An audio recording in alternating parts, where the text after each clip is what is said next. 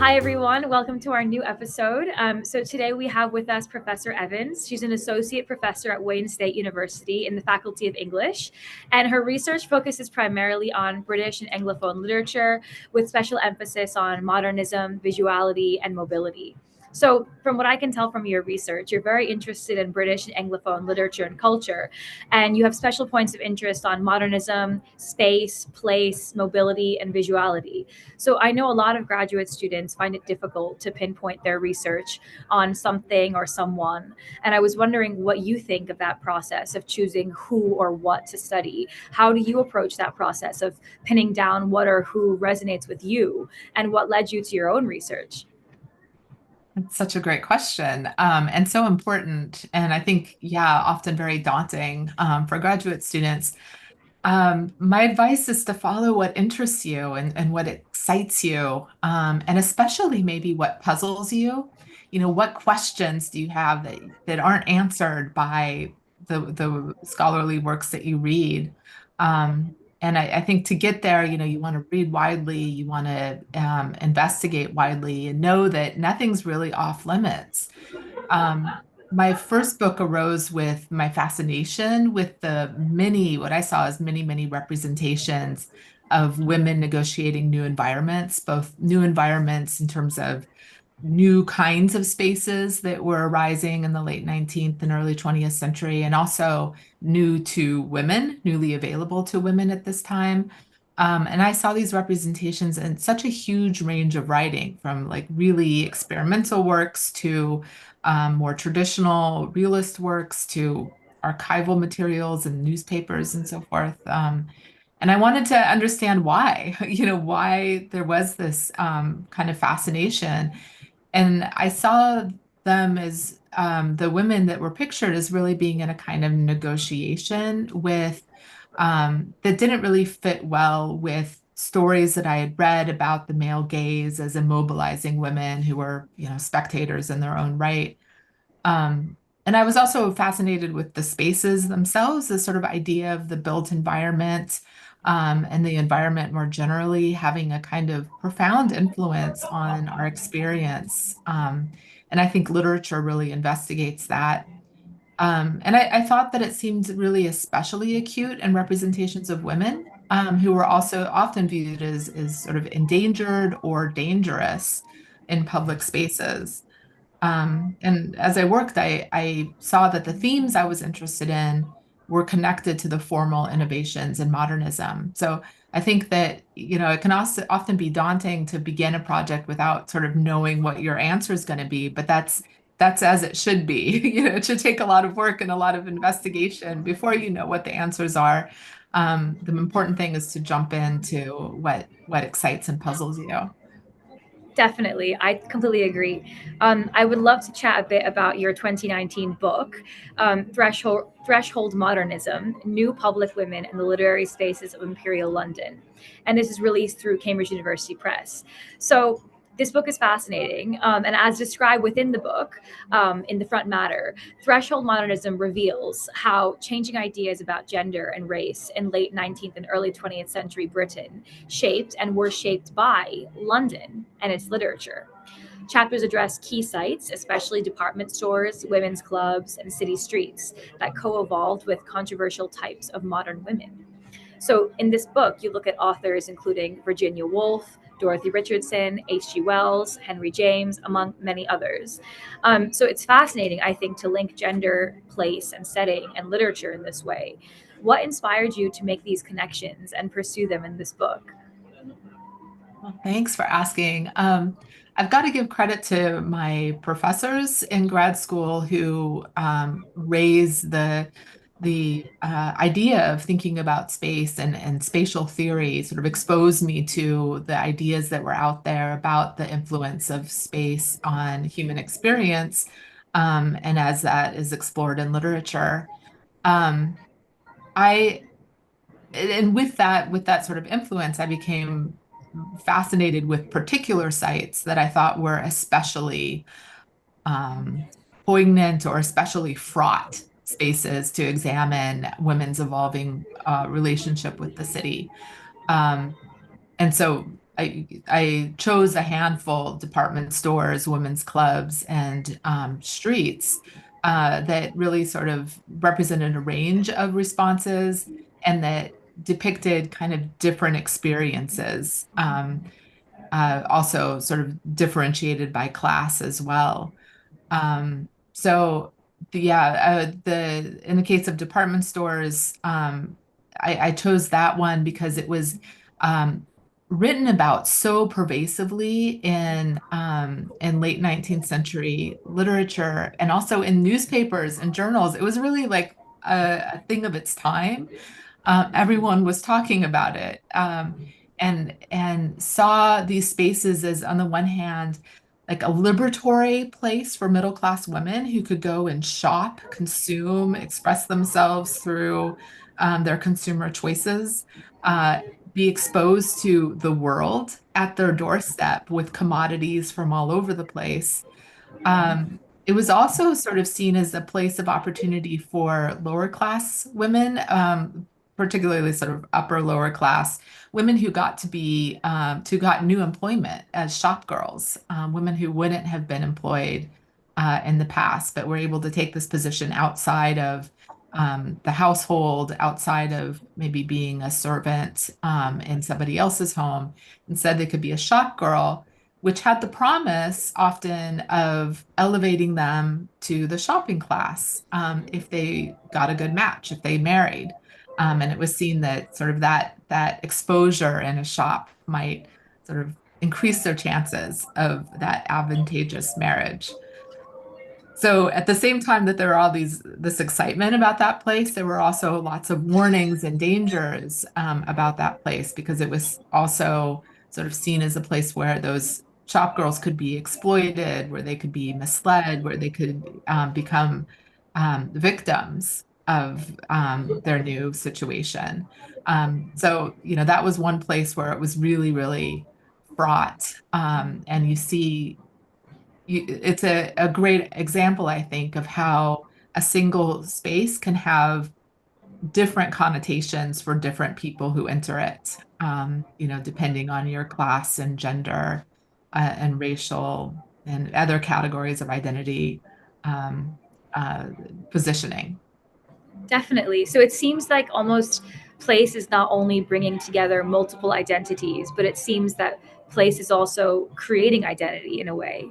Yes, absolutely. It's absolutely a two-way street. And Mhm. that's, I think, what literature often helps us to realize, that we often see, and particularly in novels, this real fascination and engagement with how we are shaped by the environments we enter, and those environments shape us in turn.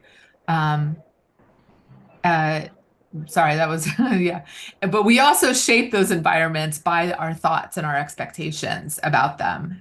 So it is Definitely. that two-way street. Yeah. Definitely. Can you also tell us a bit about some of the key characteristics of London during this time period and also of the literature coming out of London during this time period, especially with regard to Woolf and her use of London? Yeah. Well, London was huge in this period, late 19th, early 20th century. It was the biggest city in the world. It was an international city. People came, especially from different colonial locations, to live in London for all sorts of reasons. And people came from the countryside to get new opportunities in the city. So there was a ton of interest in that mass influx of people that with the migration to the city, but also its association with modernity. It was a place where all the new technologies were, all the new sort of pop culture was. This is where things were happening. It was scary for some because it had a kind of anonymity that the old ways of life didn't have, that encouraged a kind of spectatorship too. And that was often celebrated. That it was seen as something that inspired writers. And it certainly inspired Woolf. She wrote about how just walking through the city gave her fodder for her fiction. Um, her story Street Haunting is exactly about that, about under the sort of pretense of buying a pencil, the narrator walks across London streets and sort of sees different people, imagines different scenes, even different lives, and returns to her home in the end, having acquired the pencil, but also um, enough sort of fodder and stimulation to carry her forward. Um, Definitely. mm, Would you say that because of London's size and potential for being anonymous, it was in a way kind of conducive to creating and recreating identity within London? yeah, yeah, absolutely. And that one of the a sort of important trope in modern writers is the idea of flânerie, the idea of being a flaneur, being a person who walks through the city, observing with the kind of leisure and detachment that allows them to spectate broadly and to envision scenes. That's a figure that's always been associated with a masculine body because that is who was able to have that freedom to walk independently, whereas women in this time period were hyper visual.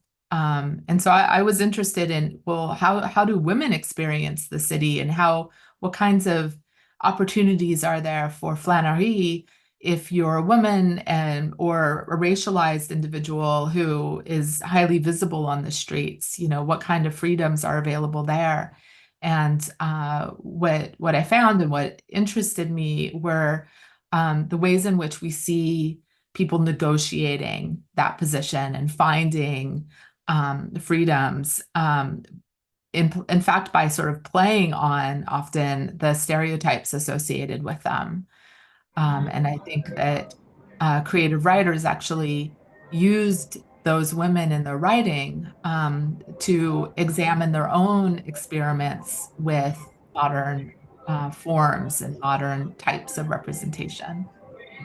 That's yeah, that's really really interesting to kind of see how gender is implicated in place because of how your identity is shaped and reshaped by the streets you're walking through. I think is a fascinating concept.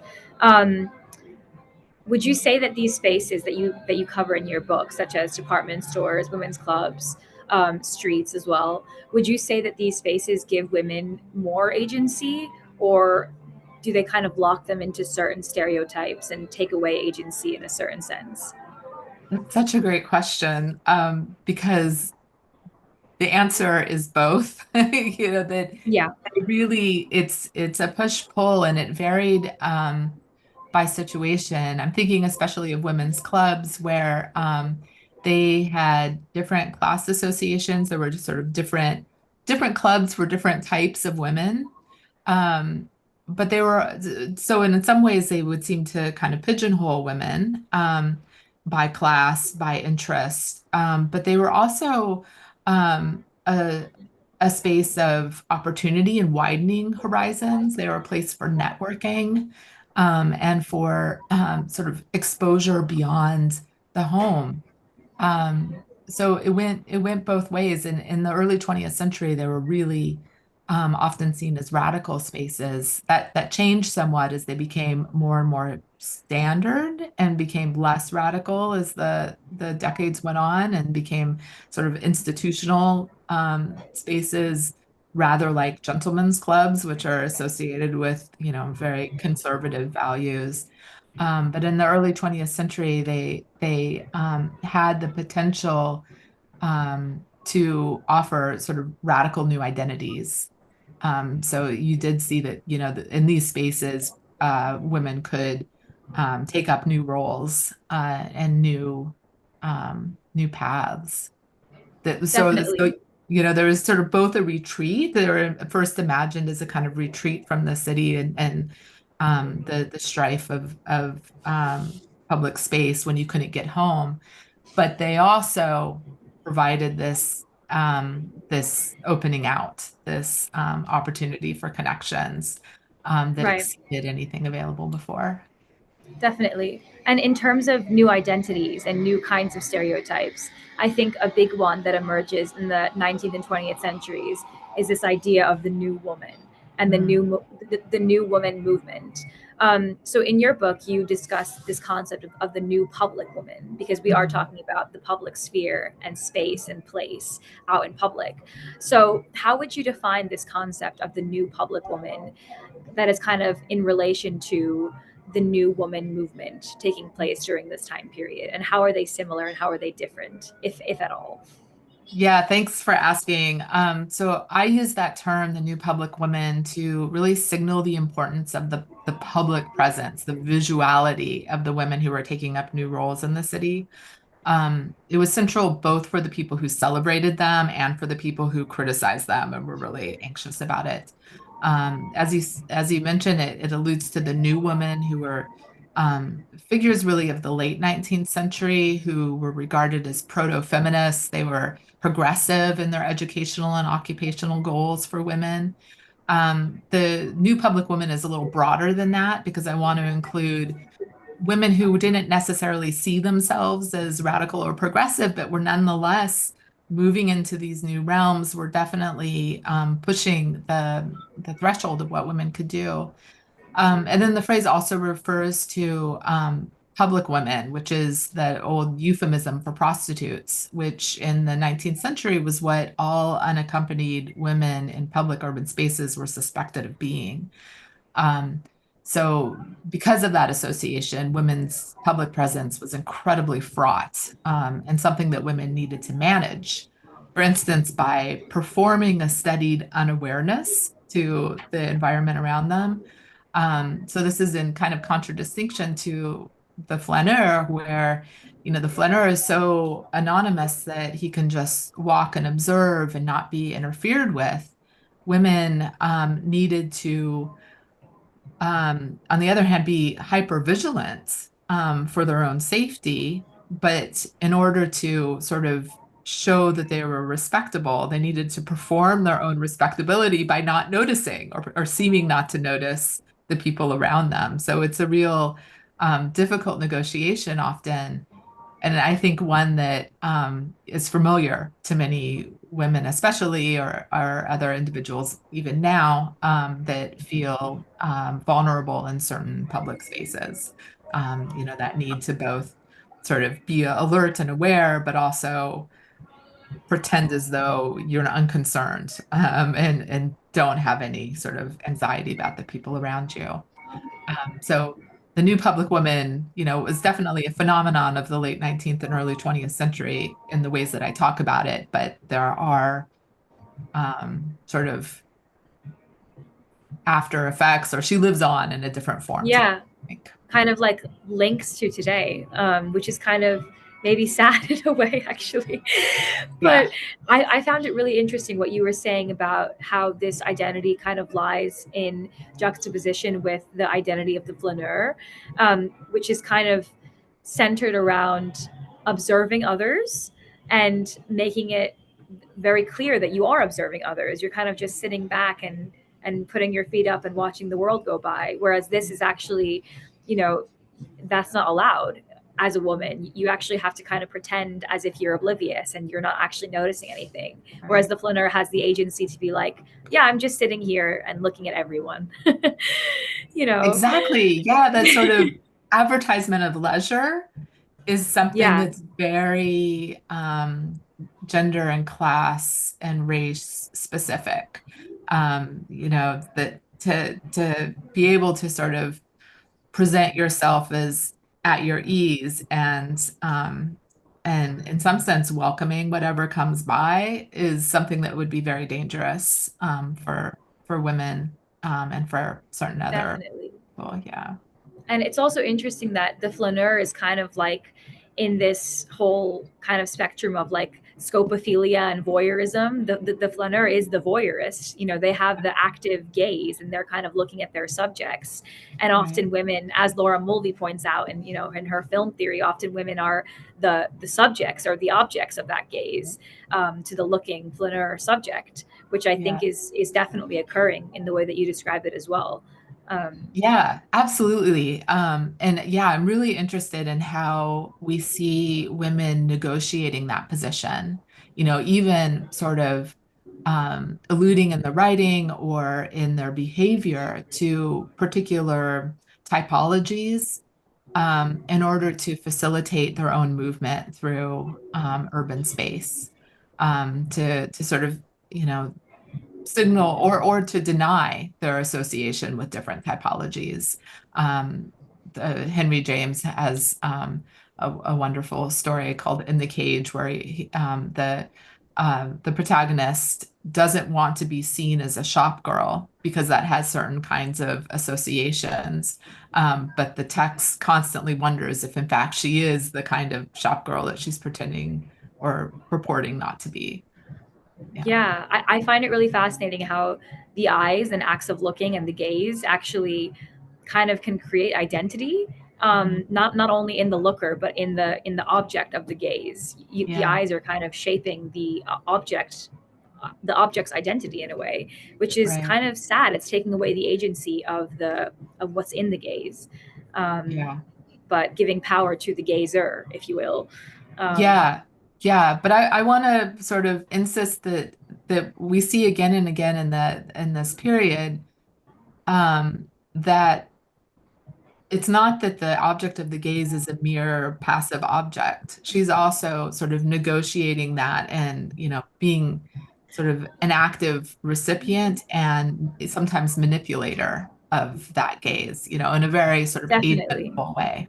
Yeah. Definitely. Because I guess if you are aware of the type of gaze that Mhm. often comes upon you, you get Mhm. kind of good at kind of subverting it, changing it, toying with it. Yeah. You know, Right. yeah, Right. it's really interesting. Right. Yeah, Um, that's great. It's almost a bad sign because it's a sort of act of survival, but it's also a yeah, very powerful or potentially powerful. it's almost like an acquired skill that women had Yeah. to use in this time period. Yeah. Yeah. No, definitely. I also find it really interesting to put space and place in conversation with literature, Mhm. because I feel that they have very different natures. Space and place being kind of having hyper physical connotations. Space is kind of defined, in the physical realm of where one is. Yeah. One space differs from another physically, corporeally, spatially, if you will. And literature, I find, often is described as being a very intellectual pursuit or Mhm. having a kind of intellectual, non-corporeal like connotation. And one might say the space of consuming literature takes place in the mind. You read Mhm. the words on the page, and this creates a place, but intellectually only in your mind. So I wanted to ask, how have you reconciled these two very different but also very similar worlds in your research? Do you find that maybe they are not as different as they seem, and if so, in what ways? Thanks. Yeah, the I think that literature, at least especially in novels, which is the form of literature I'm most interested in, Yeah, um, they are deeply invested in how in sort of our real experience of the world, which is very much an emplaced experience. We know, if we're at home or we're at a museum or we're in a shopping mall or we're in a city street, our experience is so different in those different places, right? And even what we think or how we feel is deeply shaped by those places. And as I was trying to suggest before, how we feel in those spaces also shapes those places themselves, as our attitudes about shopping malls, for instance, have changed over the past couple decades. It changes the social value of the location, which is then, shaped in an attempt to manage how people perceive that location. So I really think that sort of interior experience and exterior worlds are going back and forth, and that because literature is so invested in our lived experience, it almost has to reflect that and almost has to explore that, at least in terms of the novel. I think short stories are, allow for a little bit more detachment sometimes, and lyric poetry, can also do that. But of course, both those forms also often Mm, explore space and location very richly. So I guess I've definitely. never seen them as separate. I've always, Yeah. but I see what your I see your point. It's a good point. No, that's really interesting. I completely agree. I think so many people have their kind of inner worlds informed by their physical worlds and where they are, like you were saying. I totally agree. And I've seen that in people I know in life where they feel very different and they say they feel very different in different places. And I Mm. think even things that are spoken about all the time, like in winter, for example, seasonal depression, I feel like Yes. it very much relates to what you're saying in the sense of Yes. the space of darkness that you're in informs your mood. um, so I think Right. even that Right. is goes to what you're saying as well. um, Yeah, that's a great example because yes, I mean, it's so much, right? And it does feel kind of amazing. Like, how could it impact me so much? But it does. no, definitely, definitely. And I think it's really kind of strange and wild and amazing to think about how our identities also shape the space. It's not only the space kind of has this one monopoly on us and we are just kind of slaves to the space and will act however it makes everyone feel, but actually our identities can inform conceptions of different places and spaces, like you were saying, shopping malls and how different opinions of places have changed. Right. What how would you think about, I guess, how some of the places that you were studying in this book, do you find that they are very changed today and these places are actually very different today, or would you say they're quite similar? Yeah, well, yes and yes. I mean, Yeah. change, and in some ways similar is Yeah. often the case, right? I think women's clubs, it's hard for us to even fathom how important they were in the late 19th and early 20th century because they've largely disappeared for most women. Like we don't belong to the same kind of social clubs that they did then. There are occasionally quite elite social clubs that there's still some in London and New York. And in other cosmopolitan cities, but they're very rarefied. They're not the kind of thing that most women would belong to. So that's changed tremendously. And department stores absolutely have changed with the rise of online shopping. It's we have the world at our fingertips as soon as we sit down at the computer. Um, but I would say that in some ways, the experience can still be the same of the sort of bewildering uh, accumulation of goods in front of you, the sort of sense of opulence around, in a high-end department store.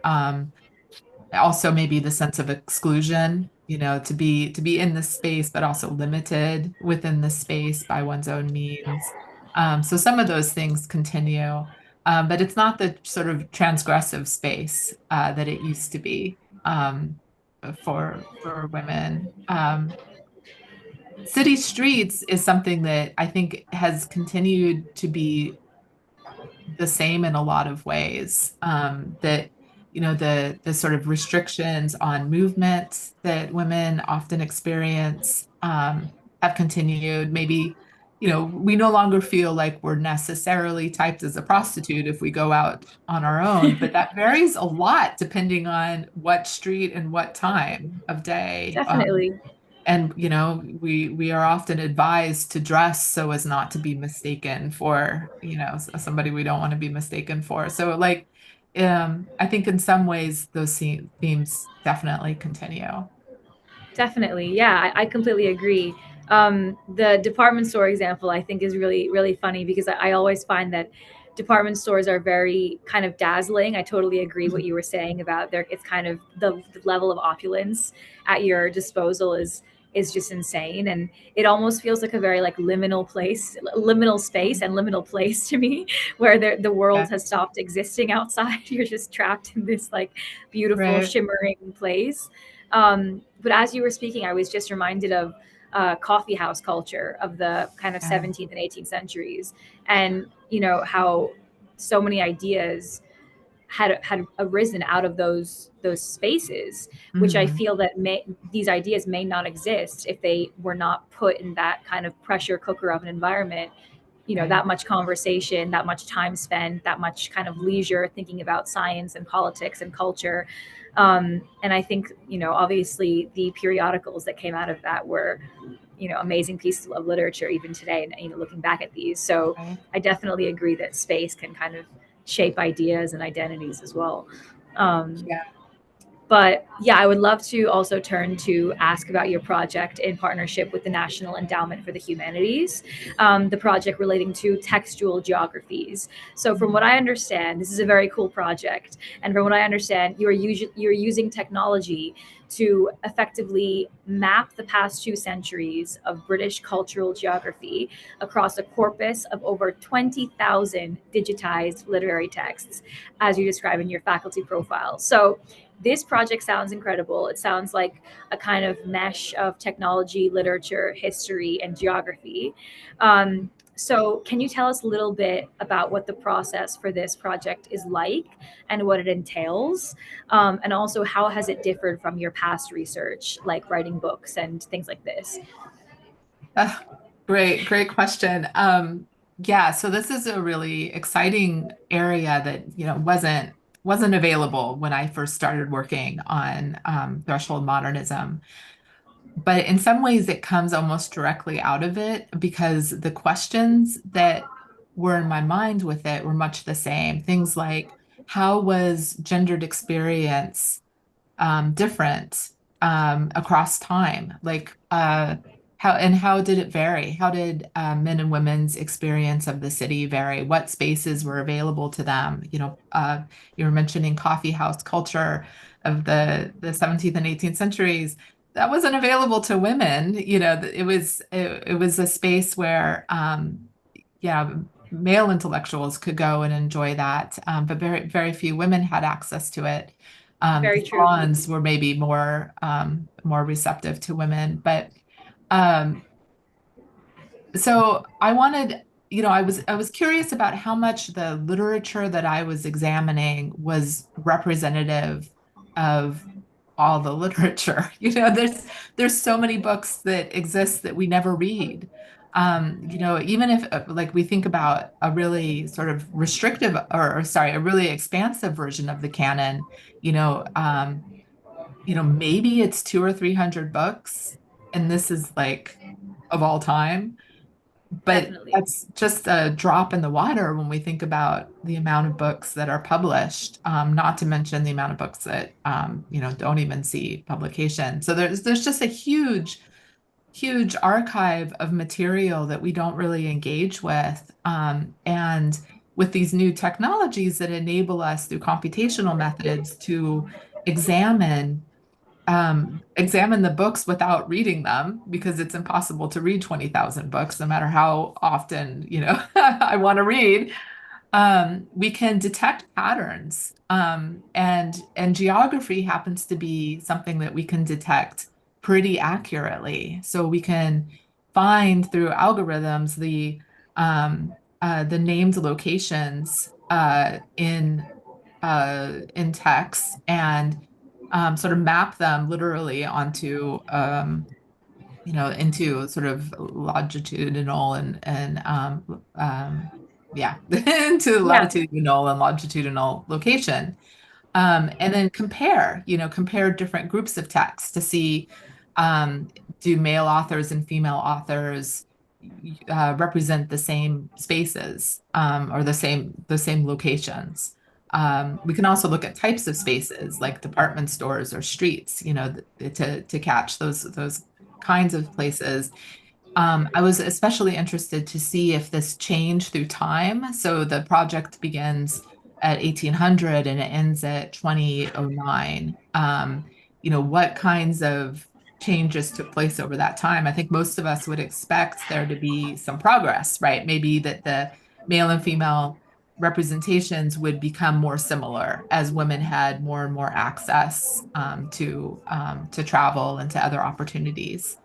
Um, what in fact we found was that it remained remarkably stable in terms of uh, uh, male and female representations, and in terms of the characters represented. So male and female characters didn't become more similar in terms of their geographic usage over time, although there were some differences.